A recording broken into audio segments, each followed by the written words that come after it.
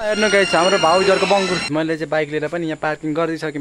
अछु यस्तो फोहोर पानी छ, अब कसरी जाने होला म यहाँबाट। ब्याक माइ न्यू ब्लग तपाईहरु आजको मेरो भिडियोमा स्वागत छ।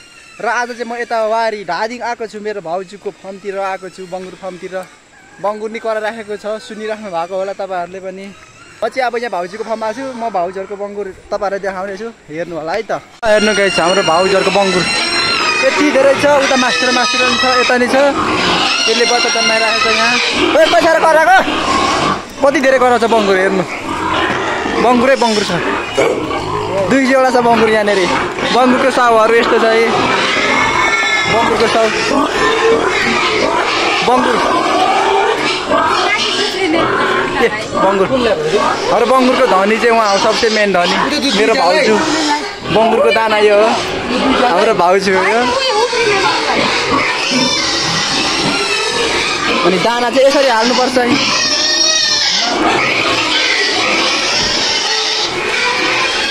मेरो बङ्गुरको धनी साउनी उहाँ हुनुहुन्छ। हाल्नुभयो होला यहाँ बङ्गुरसँग मैले देखाइसकेँ सबै तपाईँहरू मेरो भाउजूहरूको यो चाहिँ। अनि म चाहिँ अब फर्केर घरतिर जानु लागेको यहाँबाट। अनि एकछिन मेरो चाहिँ के काम थियो भने यहाँनिर भिडियो एडिट गर्नको लागि आएको थिएँ म, किनकि म बसेको ठाउँमा नेट चल्दैन। अनि यहाँ चाहिँ वाइफाई छ, त्यही भएर म यहाँ भिडियो एडिट गर्न आएको थियो। अनि चाहिँ म घर जान लागेको। म जाने भनेको यो बाटो हो, तर यहाँनिर बाटो यस्तो छ, भल आउँछ, यति ठुलो आउँछ यहाँ यताको बाटो। अनि यता मास्तिरबाट आउँछ भल, अनि यस्तो ठुलो भल आउँछ यहाँनिर। पारी मेरो बाइक चाहिँ मैले सानो बाइक लिएर आएको, लिएर जानुपर्ने हुन्छ। अछु यस्तो फोहोर पानी छ, अब कसरी जाने होला म यहाँबाट यता घुम्नुपर्ने हुन्छ। अलिक सजिलो बाटो जानुपर्ने हुन्छ। म चिप्लेर लड्दाखेरि पनि मोबाइल चाहिँ केही नहोस् न अरू भन्दा नि यस्तो छ। अब यहाँबाट कहाँ टेक्ने, अब यहाँबाट यहाँ टेक्ने, यहाँ टेक्ने, अनि यहाँ अछु, अनि यहाँ टेक्ने अनि गर्ने।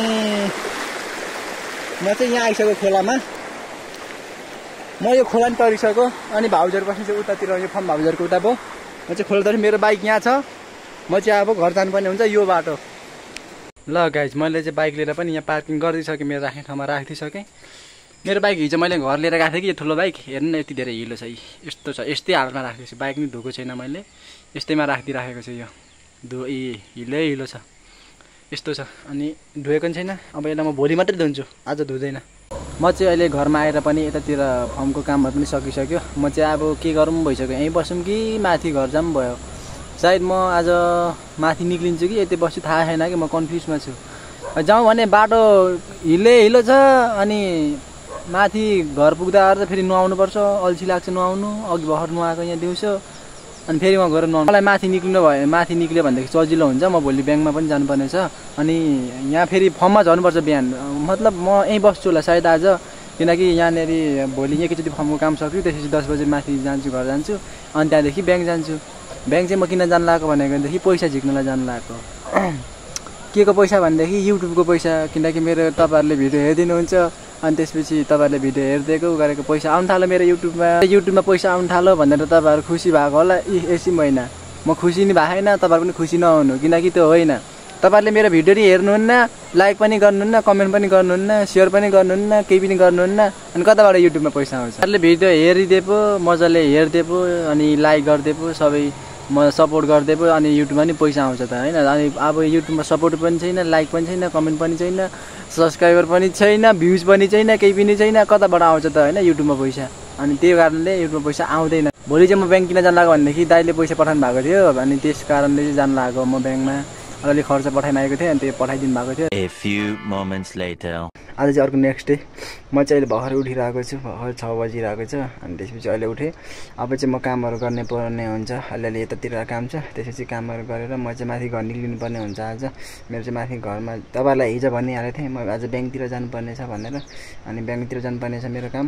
बाटोमा गएको भिडियो चाहिँ गर्दैन, बाटोमा गएको र ब्याङ्कतिर गएको भिडियो चाहिँ गर्दैन, किनकि मेरो जुन हुन्छ नि हेलमेटको त्यो स्ट्यान्ड छ नि, त्यो स्ट्यान्डको त्यो माइक छ त्यो माइक बिग्रेको छ मेरो बिग्रेको कारणले गर्दाखेरि चाहिँ म भिडियो बनाउन पाउँदैन त्यही भएर अनि भिडियो त बनाउन मिल्छ तर त्यो भएर हुन्न कि माइक चाहिँ बोल्ने चाहिन्छ कि त्यो बोल्न आवाज साउन्डले अर्कै आउँछ कि त्यो हेलमेटको बाहिर बस्छ नि त अब जस्ट अब बाइकमा हिँडेपछि हावाले चाहिँ सर फुक्छ कि अनि हावाले गर्दाखेरि मैले बोलेको आवाजै मजाले बुझिँदैन त्यस कारणले गर्दाखेरि त्यो माइक बिग्रेको छ मेरो त्यो बिग्रेको कारणले गर्दा चाहिँ म भिडियो बनाउँदैन एकैचोटि ब्याङ्कमा पुगेर ब्याङ्कबाट फर्केको मात्रै भिडियो हुन्छ होला सायद मेरो आज के हुन्छ हेर्दै जानु न है चाहिँ यो हेलमेट भयो कि होइन यो हेलमेट छ अनि यो हेलमेटको यो चाहिँ मोबाइल अडाउने स्ट्यान्ड भयो यो अनि यो चाहिँ बाहिरबाट भयो अब बाहिरबाट हाल्छ भित्रबाट एउटा माइक हुन्छ कि यो माइक हुन्छ बिग्रेछ कि मेरो यो माइक बिग्रेको कारणले गर्दाखेरि चाहिँ मेरो आवाज चाहिँ भित्र यताको भित्रबाट अड्काउनु पर्ने हुन्छ अनि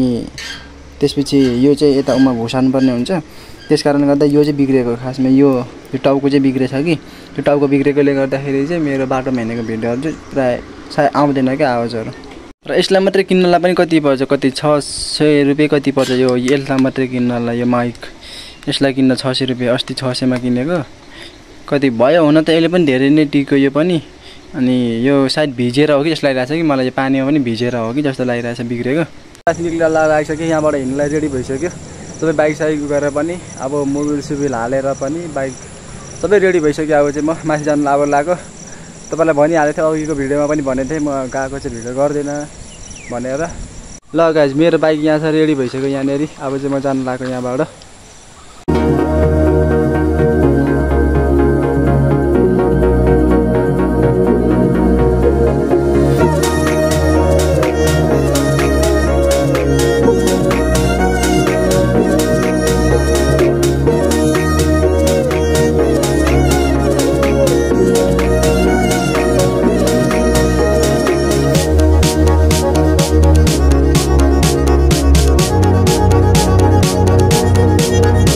घरसम्म पनि आइसक्यो बेलुकी रात परिसक्यो आज ढिलो पनि भयो मेरो कामहरू अनि त्यस कारणले गर्दाखेरि रात परिसक्यो अहिले 6 बजिसक्यो र अहिले चाहिँ म घरमा आइसकेँ र आजको भ्लग चाहिँ म यतितिर व्यवस्था गरिदिन्छु